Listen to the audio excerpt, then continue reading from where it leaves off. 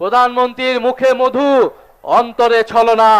গণ অভ্যুত্থানের সময় আমাদের একটি স্লোগান ছিল, নাটক কম করো প্রিয়।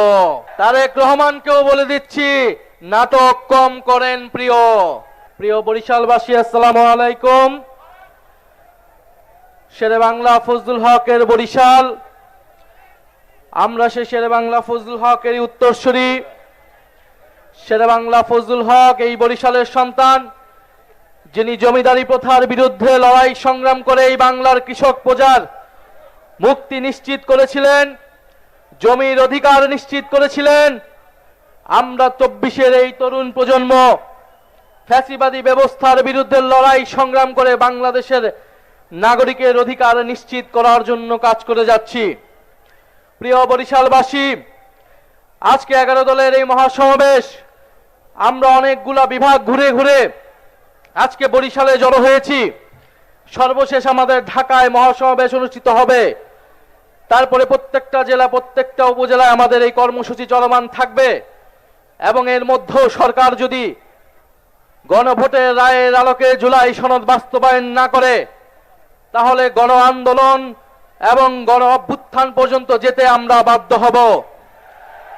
আমরা এখনো কোনো কঠোর কর্মসূচি দেই নাই, আমরা হরতাল অবরোধের মতো কর্মসূচি দেই নাই, কিন্তু যে কোনো সময় সেই ধরনের কর্মসূচি দেওয়ার জন্য আমাদের প্রস্তুতি রয়েছে। আমরা বাংলাদেশে এই মুহূর্তে এই ধরনের রাজনৈতিক কর্মসূচি দেওয়ার পক্ষে ছিলাম না, কিন্তু সরকার এবং প্রধানমন্ত্রী তারেক রহমান ক্রমশ পরিস্থিতিকে সেই দিকে ঠেলে নিয়ে যাচ্ছে।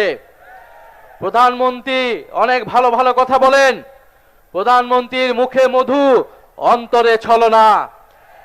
কারণ আমরা দেখলাম যেই গণভোটের পক্ষে, যেই জুলাই সনদের পক্ষে তিনি হ্যার প্রচারণা করলেন, নির্বাচনের ফলাফলের পরে 70% জনগণ গণভোটে সংস্কারের পক্ষে রায় দেওয়া সত্ত্বেও তিনি জুলাই সনদ বাস্তবায়ন করছেন না। অন্যদিকে মুখে বলে যাচ্ছেন জুলাই সনদ অক্ষরে অক্ষরে বাস্তবায়ন করব। গণ অভ্যুত্থানের সময় আমাদের একটি স্লোগান ছিল, নাটক কম করো প্রিয়। তারেক রহমানকেও বলে দিচ্ছি, নাটক কম করেন প্রিয়। বাংলাদেশের জনগণ আপনাকে ক্ষমতা দিয়েছে মানে এই নয় আপনি যা খুশি করবেন, যেরকম খুশি ছলনা প্রতারণা এদেশের জনগণের সাথে করবেন। বিএনপি গত 16 বছর গণতন্ত্রের জন্য লড়াই করেছে, কিন্তু দুঃখের বিষয় 5ই আগস্টের পর থেকে তারা গণতন্ত্রের বিপক্ষে লড়াই করে যাচ্ছে।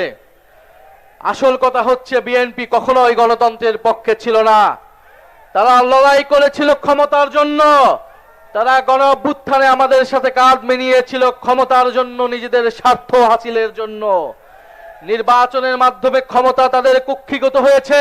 এখন তারা পরিবর্তনের কথা বলে না, এখন তারা সংস্কারের কথা বলে না, এখন তারা 31 দফার কথা বলে না, এখন তারা সংবিধান সংস্কার কমিশনের কথা বলে না, বরং এখন তারা বলছে তারা নাকি কোনোদিনই সংবিধান সংস্কারের কথা বলে নাই।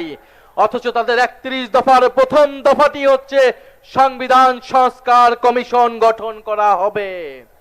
অতএব সংবিধান সংশোধন কমিটির নামে যেই প্রহসন এই জাতির সাথে করা হচ্ছে, শেখ হাসিনা এই ধরনের প্রহসন করে আজকে তার পরিণতি হয়েছে সে দিল্লিতে আছে।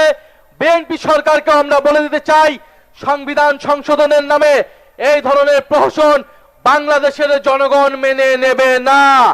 সংবিধান সংস্কার করতে হবে। যদি আপনারা সংস্কারেও রাজি না হন, আমরা নতুন সংবিধানের দাবি উঠাবো, আমরা নতুন গণপরিষদ নির্বাচনের দাবি উঠাবো।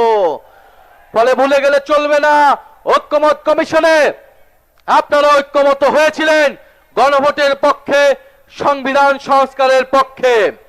প্রিয় বরিশালবাসী, আমরা জানি বরিশালে কর্মসংস্থান নাই, বরিশালের মানুষ ঢাকায় গিয়ে অনেক কষ্ট করে জীবন যাপন করে।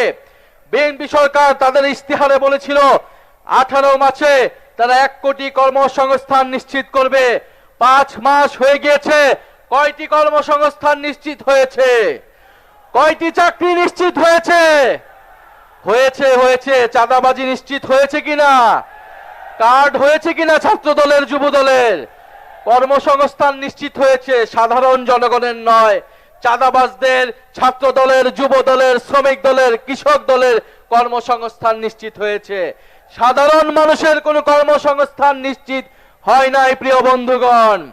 ফলে প্রিয় বরিশালবাসী, আমরা কর্মসংস্থানের জন্য, বিদ্যুতের জন্য, সীমান্তের সুরক্ষার জন্য, চাঁদাবাজি দুর্নীতি নির্মূলের জন্য, এই দেশের স্বাধীনতা সার্বভৌমত্ব নিশ্চিতের জন্য, সর্বোপরি গণতন্ত্র এবং বৈষম্যহীন বাংলাদেশের জন্য আমরা যারা 24-এর গণ অভ্যুত্থান ঘটিয়েছিলাম, গণবিপ্লব ঘটিয়েছিলাম, আমাদেরকে আবার ঐক্যবদ্ধ হতে হবে, আমাদের আবারও রাজপথে সংগ্রাম গড়ে তুলতে হবে।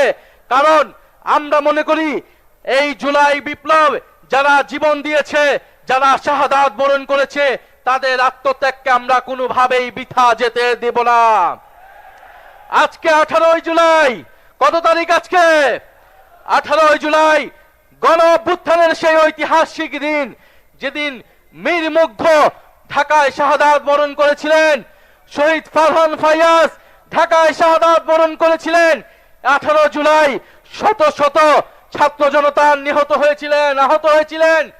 পাবলিক বিশ্ববিদ্যালয় যখন বন্ধ করে দেওয়া হয়েছিল, আমাদের প্রাইভেট বিশ্ববিদ্যালয়ের ভাই বোনেরা রাজপথে নেমে এই কোটা আন্দোলনকে গণ অভ্যুত্থান থেকে বিপ্লবে রূপান্তর করেছিল। আমরা আজকের সেই সমাবেশ থেকে আমাদের সেই প্রাইভেট বিশ্ববিদ্যালয়ের শিক্ষার্থী ভাই ও বন্ধুদের যারা শহীদ হয়েছে, যারা আহত হয়েছে, তাদেরকে আমরা শ্রদ্ধা ভরে স্মরণ করছি এবং আমরা ওয়াদা করছি আমাদের এবারের লড়াই, এবারের সংগ্রামে সংস্কারের পক্ষে, বিচার নিশ্চিতের পক্ষে আমরা সেই প্রাইভেট পাবলিক মাদ্রাসার শিক্ষার্থীদের, সেই শহীদদের আত্মত্যাগকে ধারণ করে এবারে আমাদের সফলতা আমরা অর্জন করব। জুলাই সনদ বাস্তবায়ন হবে, শেখ হাসিনা সহ গণহত্যাকারীদের বিচার নিশ্চিত হবে, দেশ থেকে দুর্নীতি বিলোপ হবে, আমাদের সীমান্তের সুরক্ষা নিশ্চিত হবে, দেশের সার্বভৌমত্ব নিশ্চিত হবে। দিল্লি কিংবা কোন দেশের তাবেদারি বাংলাদেশের সরকারকে, বাংলাদেশের রাষ্ট্রকে আমরা আর কোনোদিনই করতে দেব না। বরিশালের মানুষ ঐক্যবদ্ধ হন। বরিশাল থেকে যদি গণজাগরণ তৈরি হয়, ইনশাল্লাহ বাংলাদেশের প্রতিটি পথে প্রান্তরে এই বিপ্লব ছড়িয়ে যাবে। ইনকিলাব ইনকিলাব, এই ক্ষমতা না জনতা, ইয়া প্রশ্ন সংগ্রাম, ই দালালি না রাজা, দালালি না রাজপথ, গোলামি না আজাদি, ই তুমি কে, আমি কে, আমরা সবাই হাদি হব, এই যুগে যুগে লড়ে যাব। ইনকিলাব ইনকিলাব।